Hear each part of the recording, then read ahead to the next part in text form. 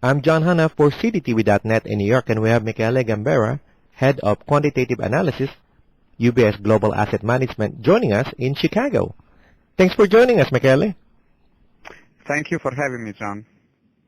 Now, we finally had the QE2. What are your thoughts about it? Well, I think that overall interest rates in the United States are relatively low. The issue is not the rates themselves, it is the lending standards that are appropriately prudent and tight. Banks do not want to make bad loans anymore. They made a lot of them in the past, and now they have to try and make sure that they get only high-quality customers. At the same time, corporations are not particularly tempted to get more loans because they are not sure of whether they will have enough customers, and therefore they may not need to increase their equipment or their facilities. What they have might be sufficient to serve the current amount of customers. And so altogether, I do not expect QE2 to have a real effect through the banking channel. I think the only way QE2 can work is whether A, it keeps interest rates low and the economy for some other reason starts growing, and so that will induce companies to borrow at the rates that will remain low, or the alternative is that it will increase expectations of inflation, and therefore it will bring a cost on sitting on cash, which many companies and many individuals are doing right now. And since with inflation sitting on cash is more expensive, then they will spend this money, and that will perhaps move the economy. So it is not a Hail Mary on the side of the Fed, but it is not even a safe bet, and they know that. At the same time, there is not much else that is likely to happen.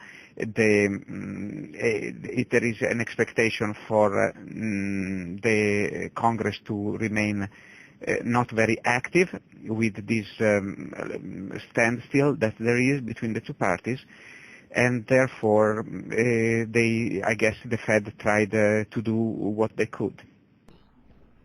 So it's not a big amount of money that what people are expecting then, right? Well, it is more than people were initially expecting. Everybody was talking about 500, and now we hear about 600, so it's higher than expected.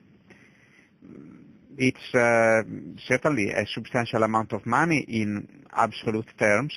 If we look at the percentage of the amount of bonds that is there in the markets, it's not a humongous amount.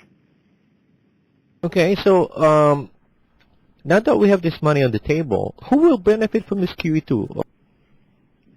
Well, the government will be able to borrow at a lower rate, so I guess every taxpayer is benefiting from that.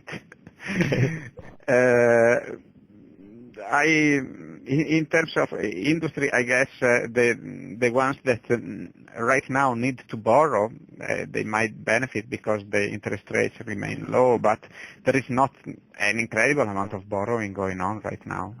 So it's again, I guess the acid test of this policy is whether or not inflation will move.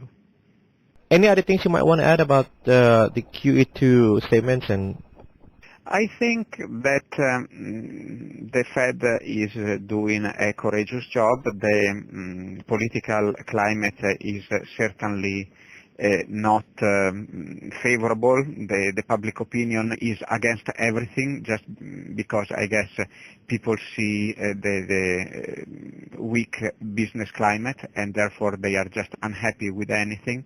It is easy to protest. It is harder to do something. The Fed is trying to do something, and that has to be respected.